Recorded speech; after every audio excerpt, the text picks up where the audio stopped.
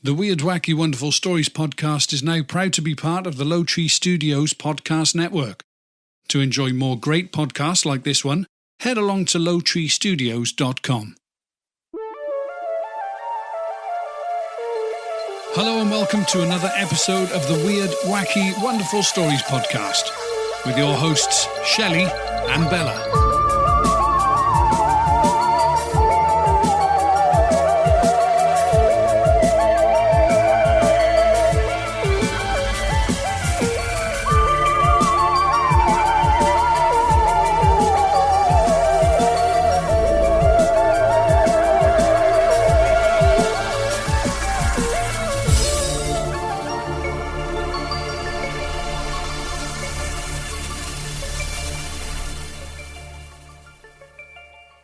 Hey everybody, and welcome to episode 76 of the Weird Wacky, let me finish, and Wonderful Stories podcast. Okay, what the hell's the matter with you?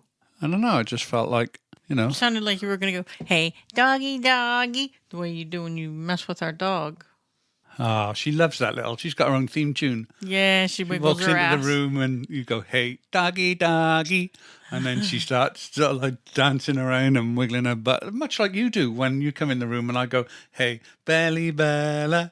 And you go, ooh, he's paying me attention. That must be in your dream because I don't do that. I got a whole lot of stuff that might wiggle and jiggle, but it's nowhere near the same as, We're not talking about your wiggly and jiggly bits. Wiggles and jiggles. Mm-hmm. It's the way you wag your tail that makes me laugh. Anyway, guys, we have got... Wait. Just so you know, I bought new undies. Oh, my God. And did a nice little sexy dance right in front of my husband. And what did he do? Laughed at me. Can I just say... No. Your new sexy undies... No. Amazon granny pants. They're not granny pants. They're middle-aged woman pants. Yeah, but there's no like lace or frill or flowers or they're black Amazon granny pants. Right, okay, so I just want to ask you this. If I had on a pair of nice sexy little pink undies and I had on a pair of black granny pant undies, as you call them, and I took both of them off and said, get it, you'd go, no, I only want the one with the pink undies. Is that where we're going with this? No. All right, then. No. Let's move on. We've got lots of things. I love you irrespective of your panties. Because you don't like my knuckle sandwiches. That's true. I try to avoid them wherever possible. Mm-hmm. Yeah. Well, anyway, back to what I was going to say. You probably noticed at the start of this show that there was a little bit of information that said that we are now part of the Low Tree Studios podcast network. What does that mean? Absolutely nothing. For you guys. For you guys, yeah, absolutely nothing. Other than the fact that our podcast now features on the Low Tree Studios network, which means that more people will find our podcast, hopefully, and that means that more traffic will be generated and we'll get more downloads, and then we will have, it's like buying power, really. We can get some of the other guests on who immediately say, well, what are your viewing figures? How many millions of downloads you get a week, which obviously we're not in that league at the moment. So don't tell them that. Well, no, I mean, I'm being realistic. So the more you share the podcast, the better the show can become. We're not earning any money by it. So it's not the more you share it, the more money we get, because that's not how it works. It's just the more downloads we get. And the more downloads we get, that makes us a little bit more powerful in the podcast world. So being part of the Low Tree Studios podcast network is going to help us achieve that. Also, the guys who run that, Jason and Mindy, they have some really cool podcasts themselves as well. Head along to lowtreestudios.com and have a look at some of the podcasts they've got going on there. The Jason and Mindy podcast is the one that I tend to listen to a lot on there. I absolutely love that show. They're a lot like us two, really, aren't they? In the way that they interact with each other. They don't deal predominantly with paranormal stuff. They deal with everything. So if you're just looking for a chat show that's a good laugh with some really decent people and some good interaction with the guests as well, because they do it live and the guests actually get onto Castbox and interact with them. So it's a really good show. Have a look at that. That's a Jason and Mindy podcast. and that's obtainable via all your favourite podcast apps and also via lowtreestudios.com. See, I always thought we should do a chat show, but I would not want to sit in front of this computer with a camera so people can see me looking like a granny in my granny panties. Well, hopefully you wouldn't be doing the podcast just in your granny panties, but I tell you something, if you were, we would get a shitload more listeners. All right, so I'll buy you some grandpa panties and we'll see how that goes. Doesn't work the same with blokes. People don't tune in to watch a bloke just wearing pants, but they would tune in to watch a woman all that wearing stuff's pants. just hanging around. But of course my boobs are hanging, so... Let's move on. There's another thing that's happening with this podcast. This is nothing to do with Low Tree Studios. This is just because we decided to change it up a little bit. Yeah, because we're lazy. Do you know, it doesn't matter how professional I'm trying to be today, Bella. You've just got it on you. You've got it on you. You've been playing your online bingo. You're all happy. Yes, in my granny panties. You're all happy because you've been spending money and all that sort of stuff. You've yet to win, but I guess you've got to be in it to win it, as they say. I've spent £1 thus far. So you've played 100 games, 100 penny games. Well, between two sides, yeah. Wow.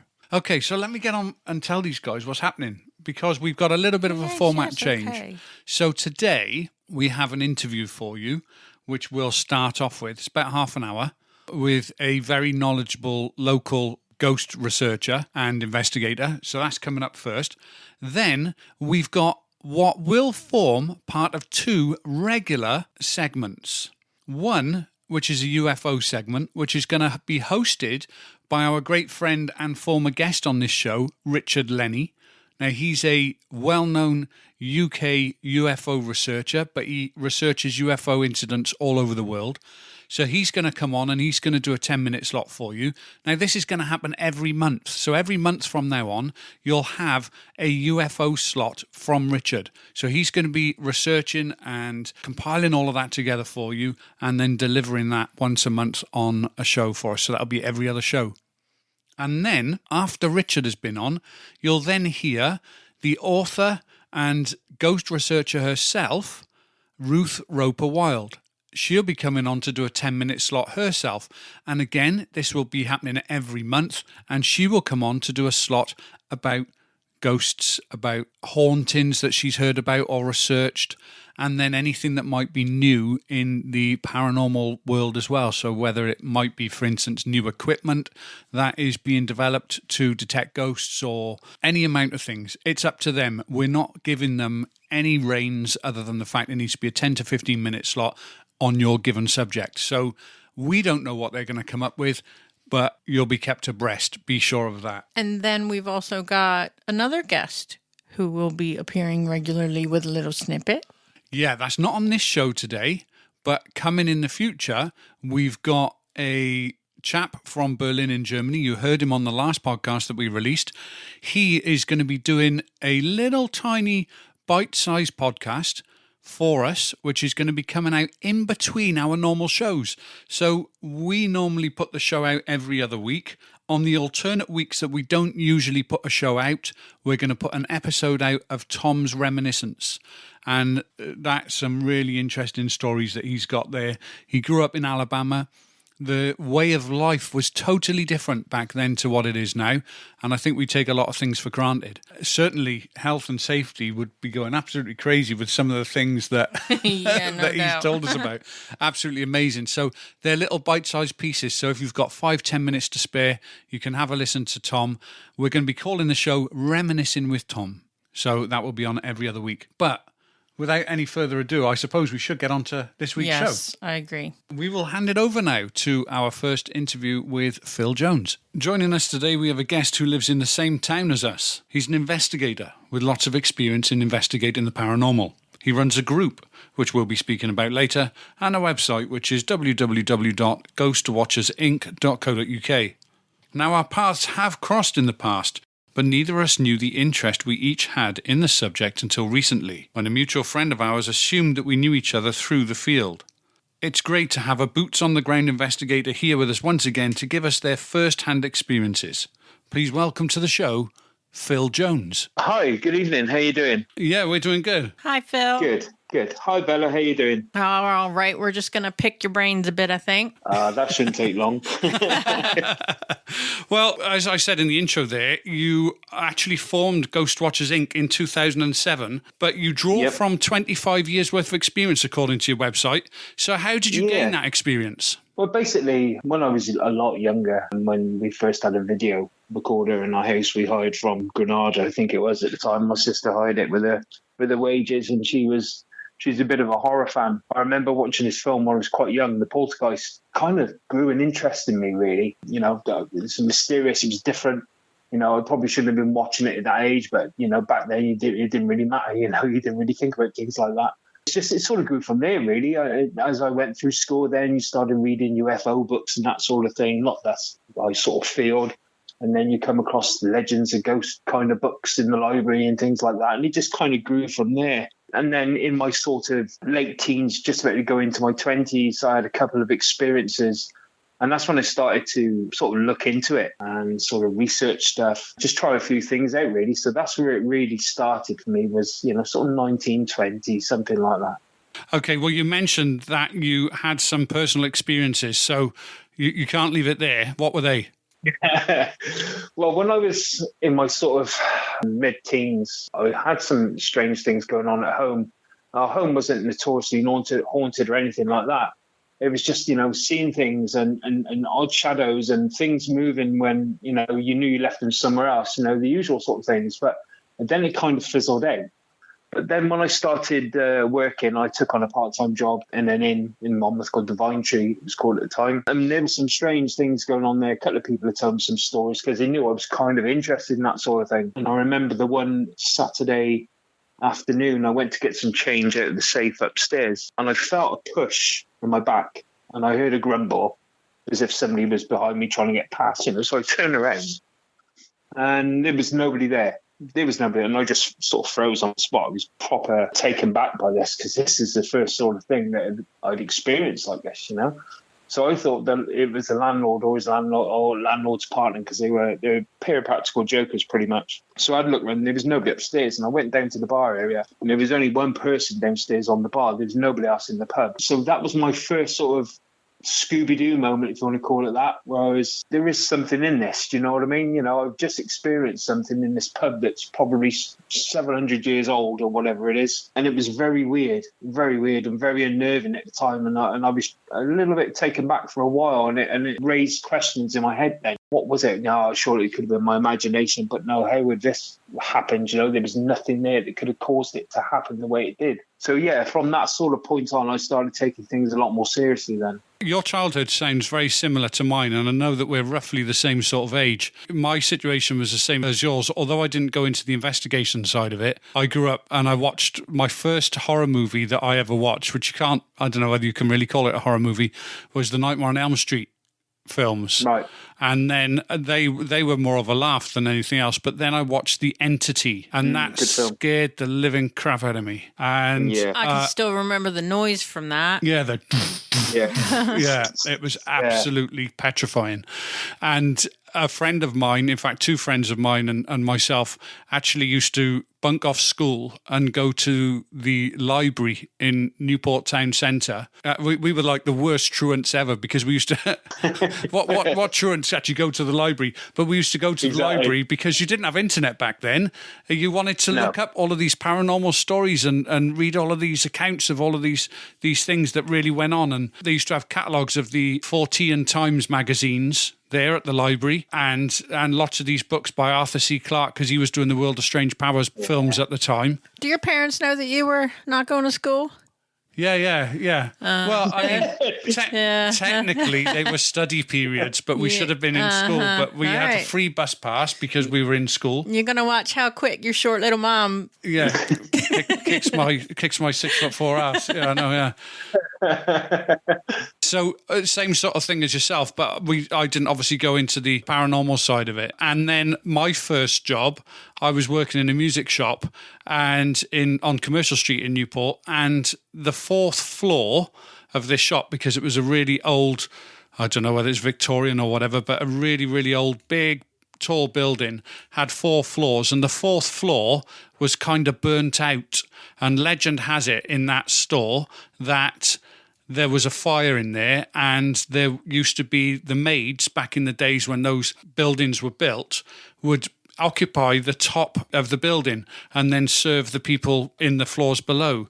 And apparently the maids died in that building. Now, whether this was just a story, again, brought about by my bosses who were practical jokers, I don't know.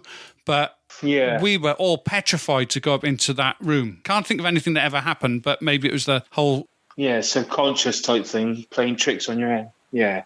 Well, it's funny because that kind of rings to what happened at the Vine Tree, because the landlady, she was kind of into this sort of stuff. So she started coming along with me on a Sunday.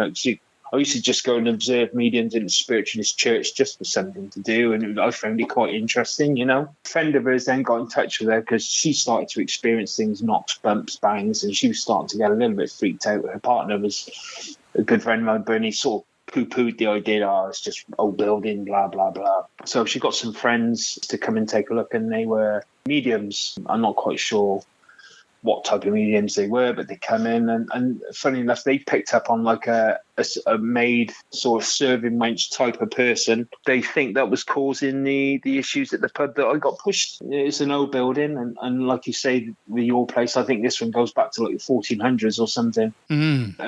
Back then, servants and wenches are kind of looked down and frowned upon and sort of held prisoner and all this sort of thing. So, which is really bad. It's really bad to do that and to look down on those sorts of people anyway, because they handle your food. You know what I mean? If you did that now, you get a left hook in the jaw, wouldn't you? Yeah, exactly. Your website mentions that your first goal is actually to disprove anything before trying to establish if anything is actually paranormal occurring. Have you managed to disprove many accounts? Yeah, quite a few. I mean, look, I've been sort of into this, like you say, for near enough around the 25 years, and probably I've experienced maybe 4, 5 things in those 25 years or whatever that I couldn't explain. Most things I could. A perfect example of that was I had a phone call from a friend who knew somebody in Cinderford who was having all sorts of problems in her home. She was seeing figures, she was hearing voices and all this type of thing. So me and a couple of the others grabbed a load of kit and headed up there to go and see her, because it sounded, she had young children, quite distressed. So we got there and we set all the kits out, and the first thing we do is obviously take your baseline readings and that sort of thing. And we got the EMF trifield meter, not a K2, a proper trifield. And the needle was bending off the scale. And I was like, whoa, this is this faulty. So we tried one of the guys had a standard sort of ghost busting K2 meter thing with them. And that thing was lighting up in all sort of directions. So anyway, we was going around the rooms. What we quickly found out in the space of 10, 15 minutes, the place was just like in a massive, it was like a pylon almost. It was giving off that much EMF.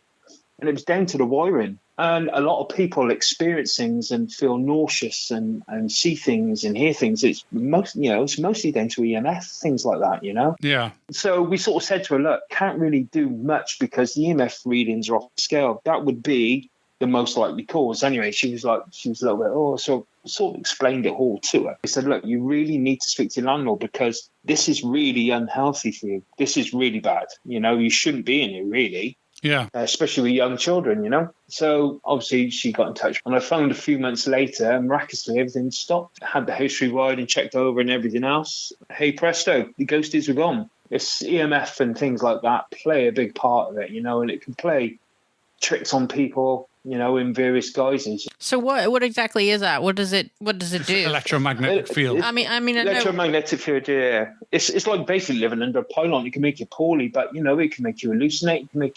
It can sap all your energy. It can do some pretty nasty stuff. There's people that live near like mobile phone masts, the old 3G masts. That used to, when they first come out, said that they were feeling the effects of them. I don't think anything was ever necessarily proved, but certainly there was a hell of a lot of people coming forward saying, we're really noticing headaches and hallucinations. And you need to get me some of that. Yeah. Yeah. I'll come up into the bedroom. What's going on, Bella? Oh, no, I've just turned the pylon on, honest. Yeah, it's a pylon. It's a pylon. Yeah, it looks like a pylon. Passenger yourself. Yeah, exactly. You've apparently had a regular slot on network radio shows and cable shows. Is that correct? Yeah, it was an American guy who was running this website, sort of stroke cable-based paranormal, UFO, cryptozoology website type thing, you know. And what we did, he wanted us to supply him with several investigative videos of what we do on investigations and what we find and that sort of thing. So yeah, it was like once a month. It went over a course of a number of months, and it was interesting, you know. And we got quite good feedback from it. As you all know, Americans love paranormal shows, don't they? Yeah. It was what it was. It wasn't for entertainment purposes. I mean, you know, we always said if we did an investigation and we found nothing, we wouldn't ham it up or anything like that. I think a lot of them were interested in the history of the buildings as well, you know, because that goes hand in hand with it, doesn't it, really? But yeah, we did several episodes for them, yeah. As you obviously know, Bella is American, and she's just astounded by the age of a lot of the buildings and everything here, because there isn't that history in America. There's a lot of the Native American sites that have the history, but certainly modern buildings. Well, yeah, because back home they just knock it all over and build something else on it. Here they just build around whatever it was. They don't knock it down. Yeah.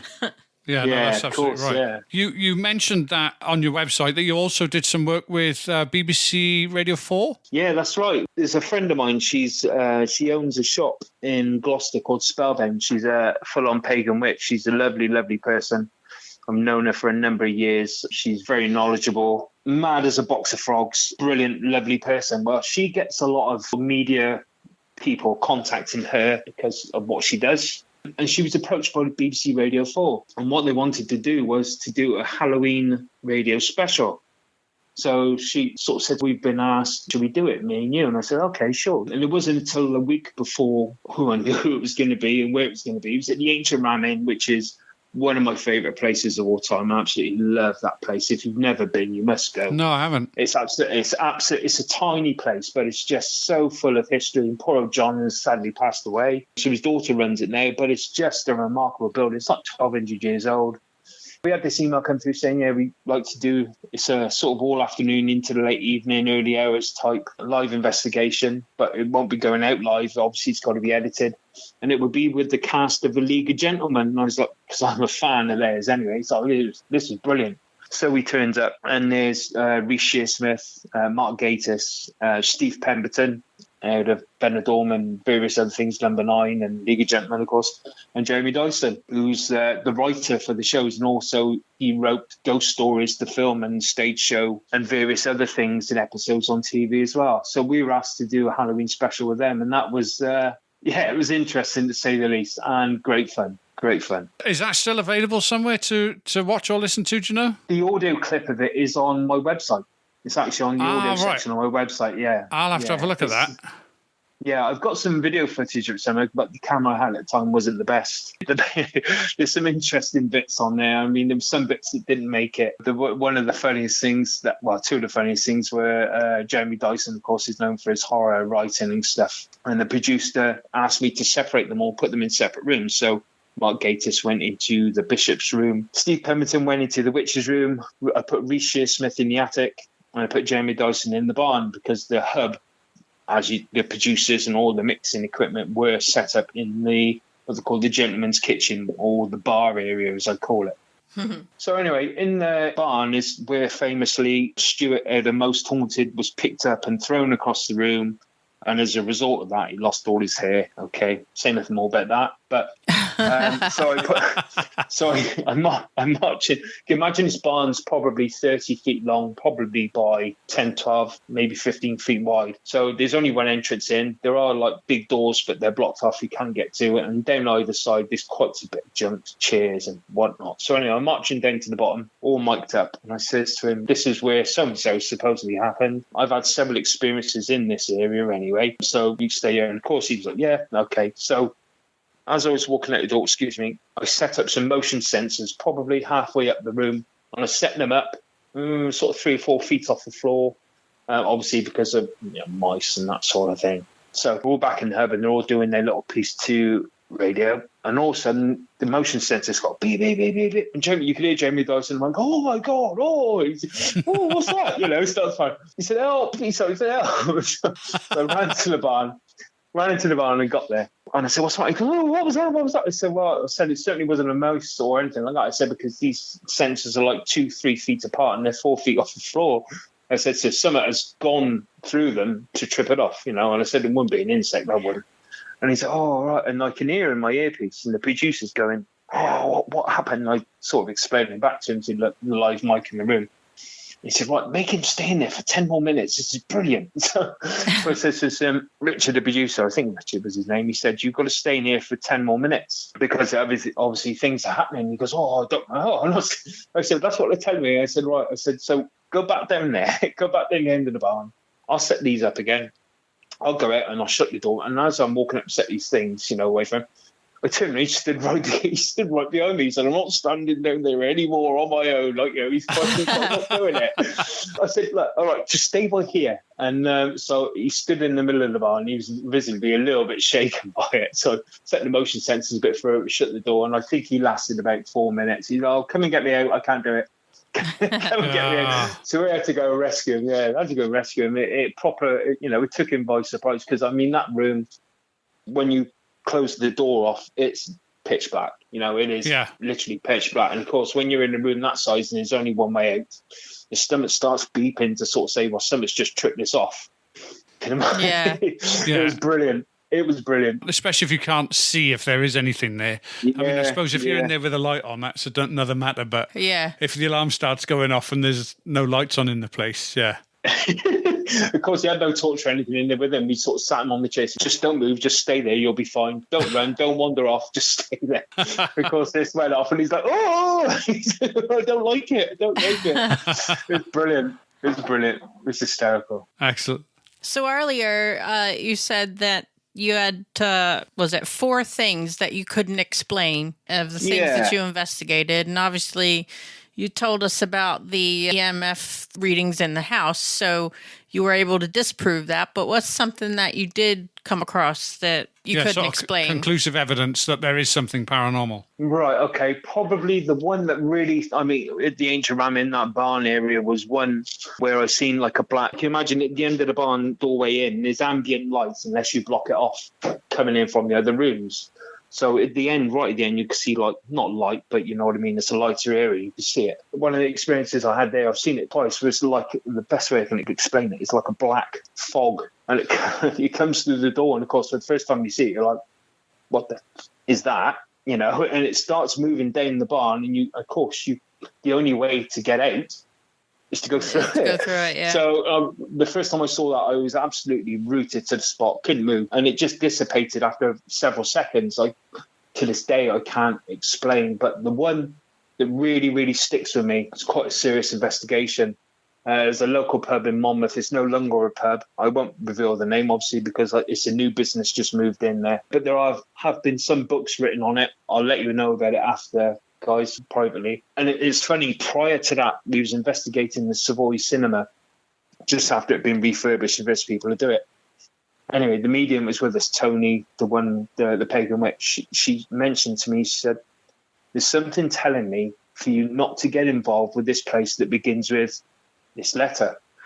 She said, I don't know where it's coming from. She said, but I'm just getting this thing saying, don't get involved because it's not for you. So no, I just sort of took it with a pinch of salt as I do, because that's just my sort of nature. Anyway, several months down the line, I get a phone call from this very, very worried landlady, very shaky voice. And she said, oh, I don't know if I'm speaking to the right person, but I wonder if you can help me. She said, somebody left their wallet behind last night. I found it under the table on the floor and I opened it and in there was a business card with your name on it. She said, so I don't know if I'm speaking to the right person or if you think I'm mad. And I said, well, slow down. And she told me where it was. And the first thing I thought was the warning I had previously is like, okay.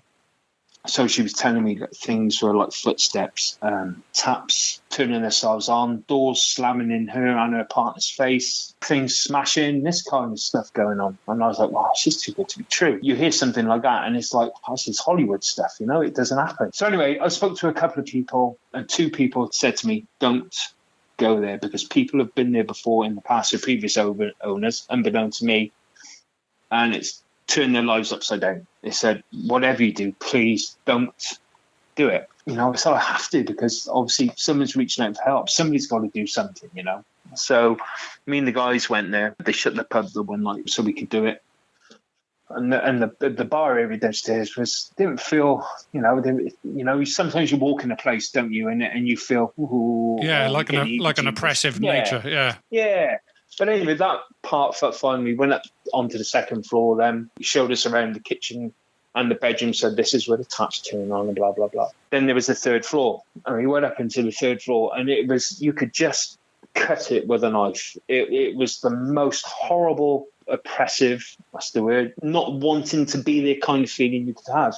Not because of what we've been told, because you always go in open-minded, you have to. You can't go in with a subset in your head already what to expect, you know what I mean? And a couple of others like, I don't like the feel of this. Something just felt out of kilter in a big way. Anyway, so we set up bits and bobs of kit.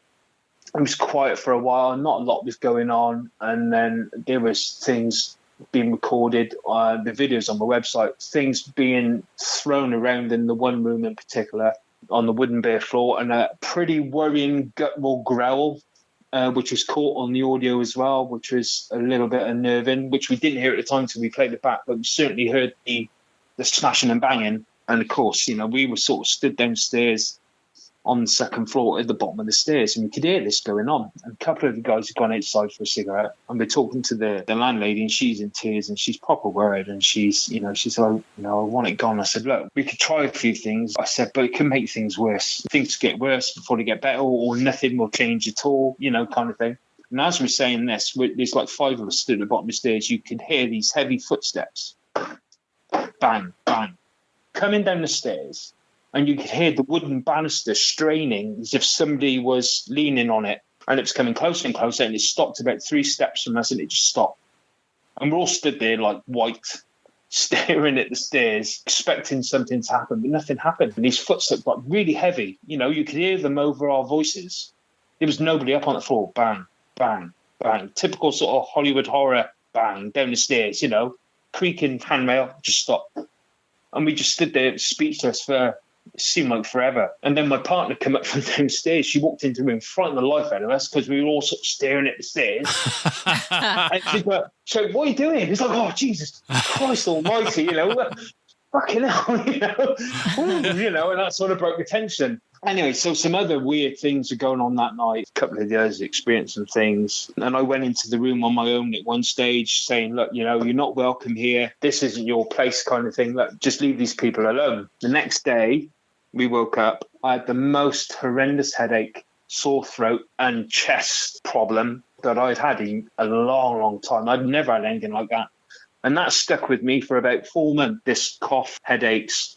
I had several tests at the doctors, bloods, this, that, and the other, x-rays, nothing. They could not detect any reason why I was having these symptoms. And I mean, I've had pleurisy before, and the cough was almost like that, but the headaches, I lost something like 6 stone in weight, couldn't eat, couldn't sleep. Wow. It could have been total coincidence.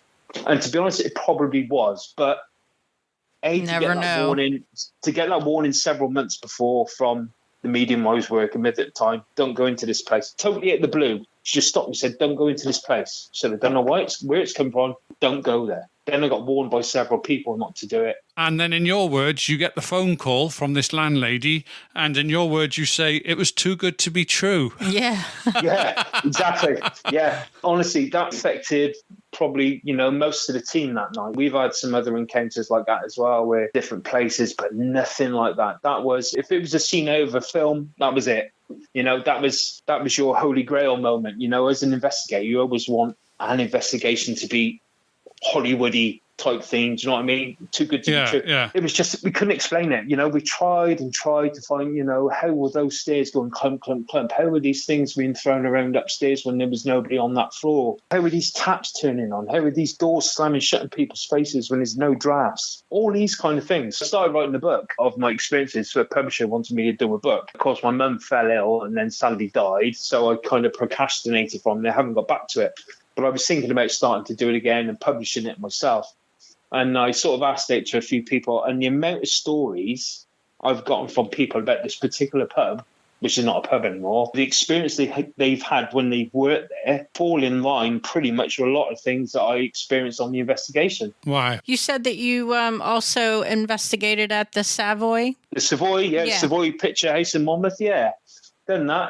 That's an interesting one. We had a few things going on in there. We were the first people in there after the big renovation, obviously, because they say, don't they, when you change things in the building, they don't like it if it's haunted, and they start kicking up a fuss. Well, I just contacted the trustee who was in charge of the trust at the time and said, look, we don't know if it's haunted or not. I have heard stories from my mum when she worked there many, many years ago. We would like to do an investigation. We would like to donate some money, if you let us have it for the evening. He said, yeah, absolutely. Everyone loves a good ghost story. So when I investigated, there was one or two things, but there's a lot of ambient street noise, even in the quieter areas outside, you know what I mean? So we couldn't say for certain that the things we experienced there were paranormal, but there was one thing that happened that sort of made us question ourselves a bit, but, it could have been a natural occurrence. It's an interesting place, and it's got a really interesting history as well, because going back to like the 1500s, used to be a pub called the Bell Inn, and it obviously grew and expanded. And in 1820, it was actually a roller skater rink. Didn't even know that existed in the 1800s, but apparently in 1820, it was a roller skating rink, So, it's had a massive history as the Shire Hall as well. We've investigated that as well. But the Savoy, it's an amazing building. It really is an amazing building. And there are one or two ghost stories there, and one or two people have come with us, picked up on a spirit of a prostitute who was murdered there. Obviously, we couldn't verify it. So I always like to try and verify findings that people come up with, but obviously we couldn't find any proof of that. Very interesting. And it's investigated a lot by a lot of teams. Yeah. We were invited along to an investigation there ourselves. You had something happened, didn't you, where you heard... Well, yeah, I was sitting in one of the theater chairs, and I can't remember what the guy's name was, but he was up on the stage just setting up equipment and all that, Skinner. So we're just sitting there, and I wasn't talking to him because obviously, I could tell he was busy. But anyway, it was a woman's voice, and it was off, it would have been to my left, and it said, "What are you doing?"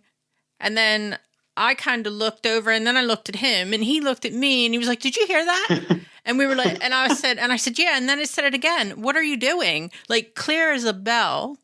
It was so weird. And we were the only two that were even in the room at the time. So it was really strange. The interesting thing was that we were up above at the time, and we heard them say, "Did you hear that?" And then they both said, what did you hear? And they both said at the same time, "What are you doing?" The same thing. What are you doing? So they did actually hear the same thing.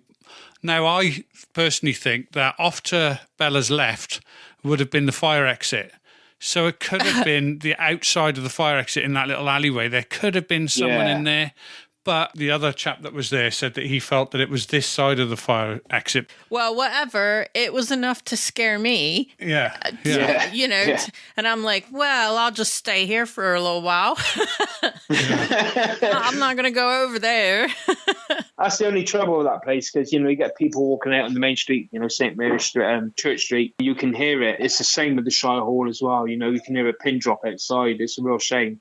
Yeah. But, we've had people who sat in front of the stage who've come with us. We've done it sort of 3 or 4 times, I think. And, other teams have said to me as well, they've heard voices whisper in their ears and they've heard the name called. It's not totally untrue that what you experienced could have been paranormal, because other people have experienced that sort of thing as well. There's been accounts apparently of during the day when there's been a show on of people actually seeing an usher dressed in the old garb or something like that, or even I think it's the first sort of 5 or 6 rows from the front in the middle. They say that there's 2 people that sit next to each other, even when there's no shows on. There's just the staff will walk in and they'll see 2 people sat there. Amazing. They'll go down thinking there's someone actually in place. And by the time they get down to the seats, they've disappeared. So it's quite interesting, the stories that go on. I think the town that we live in has got so much history. It's a brilliant place for this kind of thing. Oh, yeah, absolutely. Absolutely. If people want to find out a little bit more about what you're doing, where can they go and what can they expect to find? Basically, the it's got a few things on there. It needs updating, to be honest, because I'm in the middle of an investigation at the moment of another pub in town. It's the Punch House Inn. Oh, right, yeah, not the Punch House. Yeah, I'm in the middle of doing that. Obviously, with the current situation, I can't follow it up at the moment. I've done an evening there and had some experiences which were a bit strange. So I'm going to go back and explore the rest of it. There's quite a lot of rooms there. So that's what I'm going on in a minute. But people can look on the website, obviously, as you stated before. And I've also got a Facebook page of the same name as well, Ghost Watchers Inc. on Facebook. Probably needs updating a little bit as well. So they can contact me or send me messages on there or via email, via the website, or I think my phone number's on there as well, possibly. So yeah, that's so they can get in touch. Excellent. So the website again was www.ghostwatchersinc.co.uk. Yep. We'll definitely have to have you back on the show to talk a little bit more in depth about a few other things. We've had to cut this short this time, but certainly there's plenty more that you have that we can delve into. Yeah, absolutely. And maybe next time this is all over, you put the kettle on and come and sit down there and do it with you. Hey, that'd be absolutely brilliant. Cool. Yeah, come and sit in the studio with us and we'll go through it together. No problem at all. I'll bring some Doritos and dips. Yeah, well, you have to be quiet with the Doritos on the mic because it doesn't sound. It's not the best audio companion that you can have in the room, but certainly. Who was that? Was that you? No, that would have been you, Bella, if there was Doritos in you. Yeah. All right. Well, listen, you take care of yourself. Thank you very much again for joining us on the show. We really do appreciate it. And we will definitely speak to you again. Excellent. Thanks for having me. And take care both and stay safe. Thank you. And you. Cheers. Thank you. There we go. He's a decent bloke, isn't he, Phil? Yeah, but I didn't realise I lived in such a creepy part of the world. Well, that's absolutely true. There's a lot of history in this town, that's for sure. Yeah, definitely. I remember when we first moved here, Bryce and I walked up the town. I think you were working, or I don't know what you were doing on this particular day, but Bryce and I walked up the town and we went to the little castle that's at the top of the hill. Yeah. So if you walk through the town centre of Monmouth, walk up past all the shops, you can miss it. It sounds ridiculous, but you can miss it. If you walk down this little alleyway and past this army barracks, there's a little ruins of a castle. The amount of times I've been in and out of Monmouth over my lifetime, and I never even knew it was there. Yeah. Nice little hidden history. Yeah, absolutely. And I think that someone like Phil would be a really good person to start doing walking ghost tours in Monmouth. I think that he would get a lot of business out of something like that.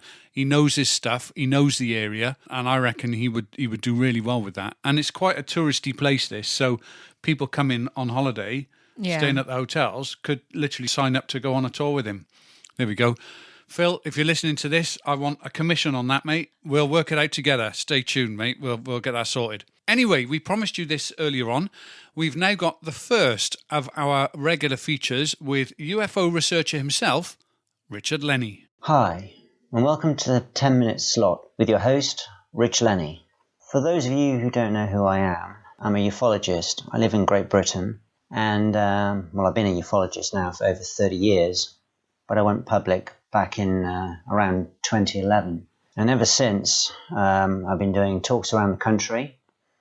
I've been on quite a few radio shows, including this one in the past, and I've done TV, and I've been in magazines and books. I've been doing a lot of research over the years, and obviously I've got a lot to talk about, but in this 10-minute slot, what I'm going to be doing once a month here on Weird, Wacky, Wonderful is giving you the latest in UFO sightings from around the world. If you want to know more about me, Richard Lennie, the ufologist, you can find me on Facebook or just Google me. My surname is spelled Lennie, and then you can find out more about what I've done. So I'm going to start off today with Bangalore City. Now, Bangalore City is in India, and this past 20 to 30 days, it's become a hotspot for UFOs. And the craft that they're seeing mainly are spheres. Now, I've been researching these for many years, and they're high up in the atmosphere, usually around about 20, 30,000 feet. And occasionally they can come down to just below rooftops. And we also believe that they are responsible for the majority of the crop circles found around the world, especially in the UK. Now, these spheres are seen mainly at night by people in India, and Bangalore city apparently is the one with the most. So they've been getting heavy traffic now from the last 20 to 30 days, and the majority of people are getting their cell phones out and they're catching these spheres.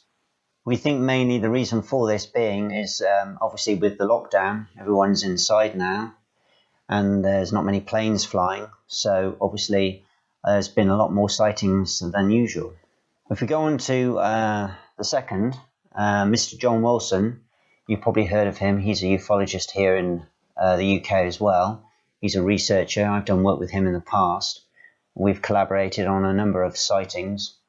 Well, he is an avid moon watcher and he has a very powerful telescope. And he's been catching a lot of stuff lately. Now, with the Comet Atlas in view at the moment, and by the way, the tail now is starting to break up. So in the night sky now, when it's clear, it's sort of like a bluey green haze. But if you've got a very powerful telescope, you will actually see it's got a long tail. And then because the tail now, of course, is full of rocks as the comet is starting to break up. But John was also noticing around the comet these unusual looking lights. He thought they were stars to begin with. But when he actually zoomed in on his telescope, he could see that they weren't actual stars or planets. They had a sort of like box shape to them. It reminded me of, I don't know if you've seen the film Blade Runner, but the car that they use in that, the spinner, they call it. It reminds me a lot of that. It's got a very sort of boxy look to it. And they're surrounding, what looks like they're surrounding the comet. Now, John's going to try and see if he can get out there again with his telescope on a clear night to see if he can see them again. This was on the 6th of April, and I believe he's going to be going back out again very shortly to see if he can see if they're still there. But he's also noticed other things as well.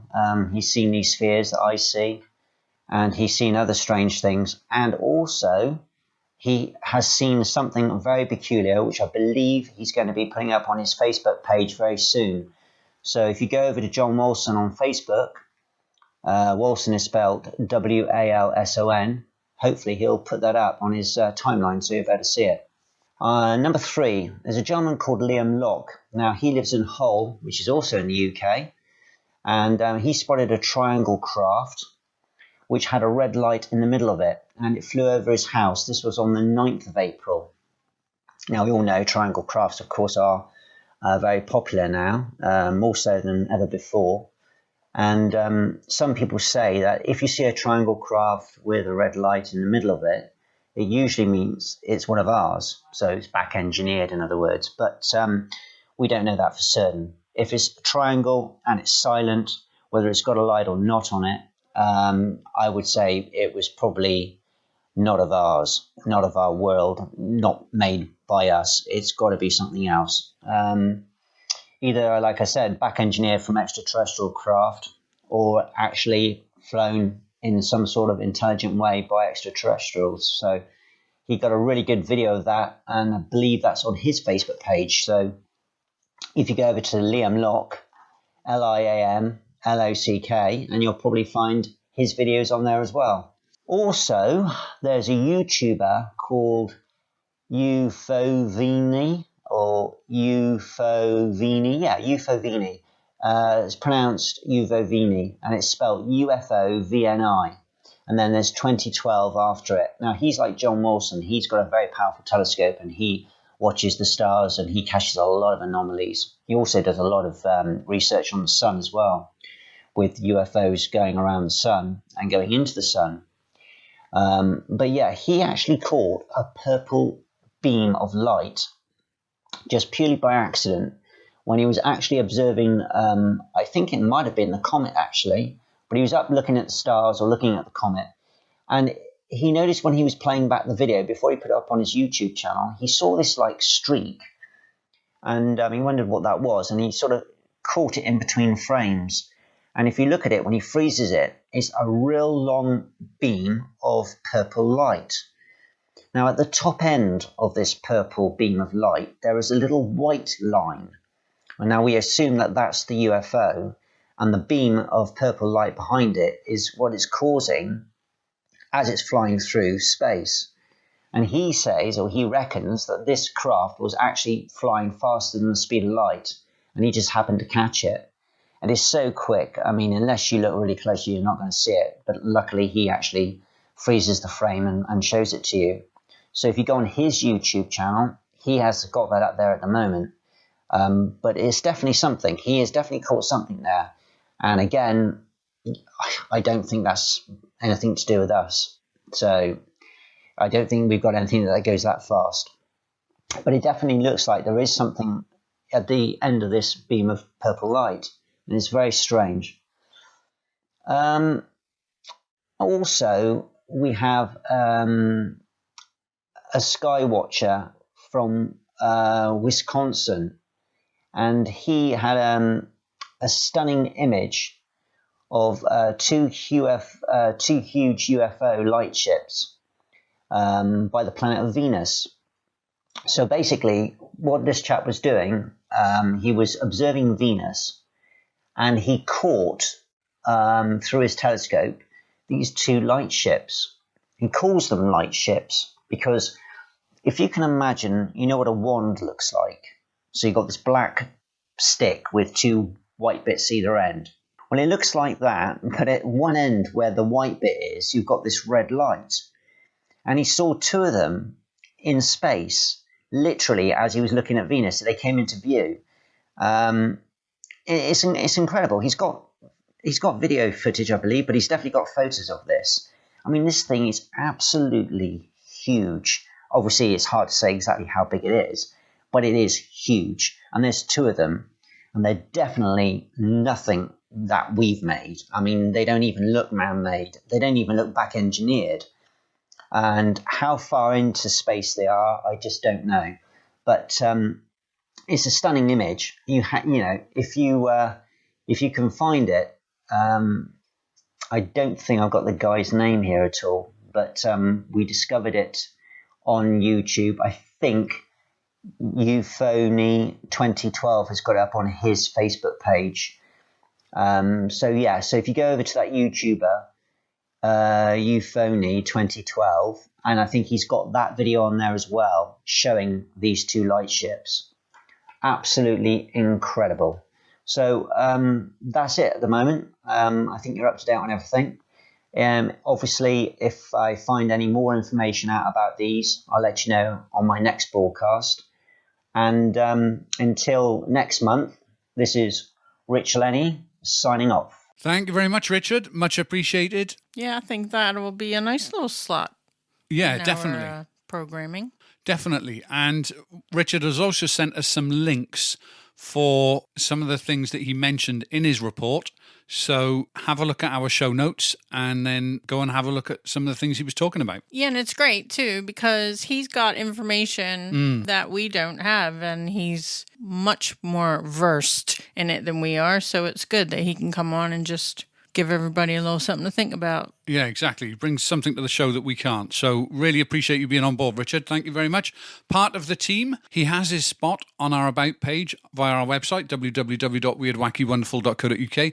Click on the About section, and then you can see Richard on there and read a little bit more about him. And the same for our next correspondent. I've always wanted to say that. And over to our paranormal correspondent, Ruth Roper Wild. Over to our correspondent, live on the ground. Over to you, Ruth. Hi everyone. This is author Ruth Roper Wild, and I'll be bringing you a segment on all things that go bump in the night, or, to be more accurate, any time of day or night.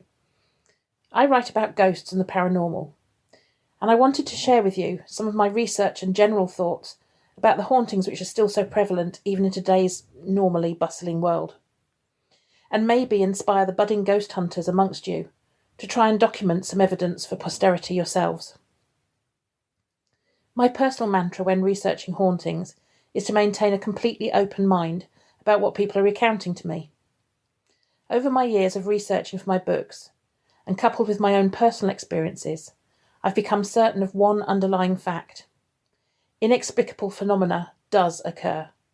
It happens to anyone, anywhere, any time of day or night, in any type of weather conditions. There is no one recipe for the ideal conditions in which to see a ghost, or hear something, or see something moving which shouldn't. My hope is that by capturing evidence and documenting people's experiences, in time someone clever enough will come along who can put together all that data, find the string that runs through it, and solve the mystery of what exactly is going on. So in my segments talking to you, I'm hoping to bring you some interesting snippets of hauntings from around the world, as well as maybe delve a little deeper into some of my own research with you and the accounts that appear in my books. At the moment, of course, a lot of the world is in lockdown, and it's difficult to get out there and ghost hunt. So what better time to daydream instead of where you would choose to live if you had no budget to worry about and no restraint on geographical location? You could do worse than think of buying a property which recently went up for sale in Ireland for about the £1.5 million mark.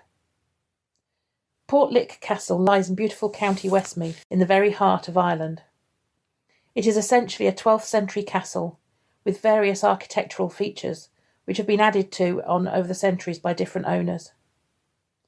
As well as the original 4-storey core of the castle, there is a 2-storey Georgian-era wing and a Victorian-era tower.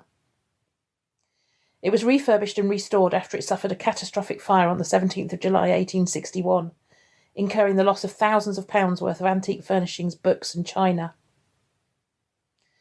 Portlick stands close to the shores of Lough Ree, a large inland lake, which in Ireland are called lochs, spelt Lough, as opposed to the Scottish spelling of Loch. You would be buying a property which boasts 27 acres of land, 10 bedrooms, 12 bathrooms, a 4-bedroomed lodge house in the grounds, stables, a wonderful view over the loch, and some resident ghosts. The first ghost is known as the Blue Lady, often seen in the upstairs office rooms, in an old-fashioned dress with a bun in her hair. And then there is also the prisoner who still makes his presence known in the dungeons below the castle. Little seems to be known about who either of these ghosts were in life, but I did find a fascinating account from an American writer who visited the property in 2006 and who had an interest in ghost hunting. Their party arrived travelling down the long wooded driveway which leads to the castle, and were immediately in awe of its picturesque rural setting. They decided to take a stroll down through the woods to the edge of the lake to admire the view and stretch their travel-weary legs. Although they enjoyed their stroll, they noted how the area, although beautiful, was unnaturally silent. They couldn't hear either the birds or the insects you'd normally expect to hear in woodland. They walked back up to the castle, and that first evening as they dined, one of their party saw a strange ribbon of glowing blue light momentarily appear near the stairs. Several of the party witnessed a strange mist starting to form and then dissipate, and they also glimpsed moving shadows. Eventually, they all retired to their various rooms for the night, and then reconvened the following morning over breakfast. Chatting, they established that 2 of the couples had had their sleep disturbed by the sound of furniture being dragged about, even though that clearly wasn't something that was actually happening in the middle of the night. One couple distinctly heard the sound of rustling material, which put them in mind of the sound of someone walking in a long, floor-length dress, and another couple were disturbed by the sensation of a cat jumping onto their bed. On their second evening, one of the party, who was himself a medium, sensed the presence of a male spirit leaning on the railing of the minstrel gallery above the main hall and watching them as they moved about.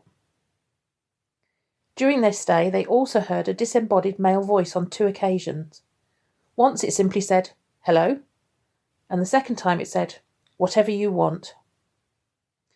A disembodied voice, by the way, is defined as a voice which can be heard in real time by the human ear, but emanates from nobody actually present, as opposed to electronic voice phenomena, or EVP, which is where a recording device picks up the sound of a voice speaking, which nobody present at the time actually heard with their own ears. I also found an account from a lady who had visited the castle in around 2000 for her brother's wedding party. When she and her husband were being shown to their rooms, She described feeling a sort of whoomph go through her, as if something had just passed through her body. But brushing it off as a strange feeling, they carried on ahead and changed and freshened up in their room, and then went downstairs to join the other wedding guests who were arriving. On the stairs, though, she saw a blue light forming. She described it as being similar in colour as to a gas flame. The light formed the outline of a man's hip, upper leg and arm, and for a moment this half-seen figure seemed to walk a few steps up, then turn around and head back down the stairs. It's interesting that both accounts, years apart, mention a blue light near the stairs. So go on, have a route down the back of your sofa and see if you can come up with that 1.5 million in spare change to buy yourself a haunted castle. Reading about their account of dragging furniture put me in mind of a recent witness interview I conducted whilst researching for material for my 5th book, which will be called These Haunted Times Volume 2. Wherever possible, I do like to either speak with or correspond with witnesses firsthand, so that I can get their own versions of events, and I try to find accounts which have never before been published, and which correlate with a particular area I am researching. I spoke with Jim by phone just a few weeks ago when I'd gone out on social media asking about a particular location in Burford, Oxfordshire in the UK.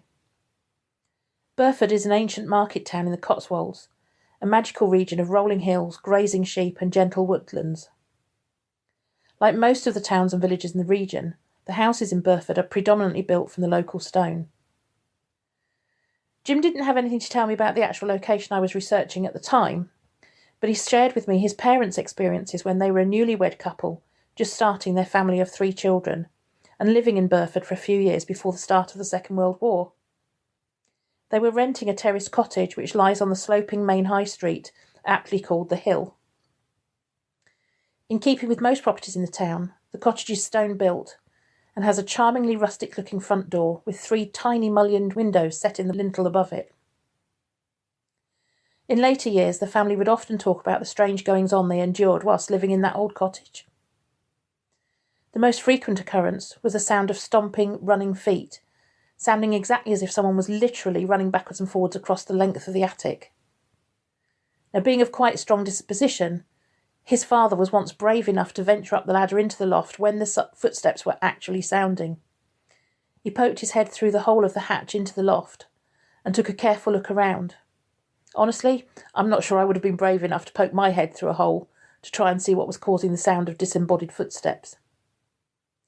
There was nothing to be seen, even though he could still very clearly hear the loud running footsteps. Thinking very logically, he laid his hand on the boards of the loft floor to see if he could feel any vibration, which he should have been able to if any corporeal entity had been making the noise. There was nothing. On other occasions they could hear what his father always described as the sound of someone picking up, then dropping, heavy chains in the loft, or throwing big empty metal barrels from one side to the other. There were no such items up there, so when he heard those signs, there was never any need to go up and investigate, since it was obvious that there would be nothing physical to cause the disturbance. Now behind that cottage lay another 2 cottages, set at right angles to it, so that between them they formed a sort of L shape. During the years that Jim's family were there, those other 2 cottages were actually uninhabited, because the landlord had trouble finding anybody to rent them, and anybody who did venture to live there never stayed very long. In those cottages, there was more than just sounds in the attic to contend with, since whatever haunted the properties had a tendency in there to literally fling the heavy furniture around, often overturning chairs or bookcases. Jim explained to me that the tales his father and his siblings told never varied or got embellished over the years, and were often the cause of family discussion and explanation, since none of them could come up with any rational thoughts as to what they experienced there. While Jim and I were chatting on the phone, I went onto Google Maps and used Street View to make sure I could identify which exact property he was referring to, since he couldn't remember the street number. When I zoomed in to look to try and see the 3 little windows over the door that Jim was describing, I also noticed what looked like the face of a creepy-looking old man looking out of one of the upstairs windows. I'm pretty sure that it's actually just a case of pareidolia. Pareidolia is an aspect of the functioning of the human mind, because we are genetically conditioned to recognise other human faces. This leads to a tendency for our eyes and brains to work together to try and make a facial pattern out of indistinct shadows and light. So I'm pretty sure that's what this particular image is. But that's the anomaly of pareidolia. You can't always be sure whether you're actually seeing a ghostly face or your mind is creating one from shadows. But that's all for now. Hope you've enjoyed listening to this segment and will join me again next time for some more spooky goings-on. In the meantime, you can follow me, Ruth Roper Wild, on Facebook, Pinterest, Twitter or LinkedIn, or email me on wa-1400@outlook.com. My 4 books, The Ghosts of Marston Vale, The Almanac of British Ghosts, The Roadmap of British Ghosts, and These Haunted Times Volume 1, are all available as paperback or ebook through Amazon or other online booksellers. Catch you next time. Yeah, catch you next time, Ruth. Yep. Did very well, I think. Yeah, absolutely. We really appreciate both Richard and Ruth being a part of our show and our team. It's a great compliment to us that we would have 2 such eminent people in their field willing to associate themselves with us, and they're not being paid. They're doing it out of the goodness of their heart and because they love the subject just like we are. Just like Richard, Ruth has her section on the About page of our website. So again, you can go along there and find out some more information about Ruth should you wish to do so. You can also find out lots of other information on our website about our other shows, past shows. You can listen to the whole back catalogue right back to 2017. Wow. We've really been doing this since 2017? We have. September 2017, I believe, was our first episode. Wow. Time flies. So until next time, please do make sure you stay Weird, wacky, and wonderful. Bye. Bye-bye.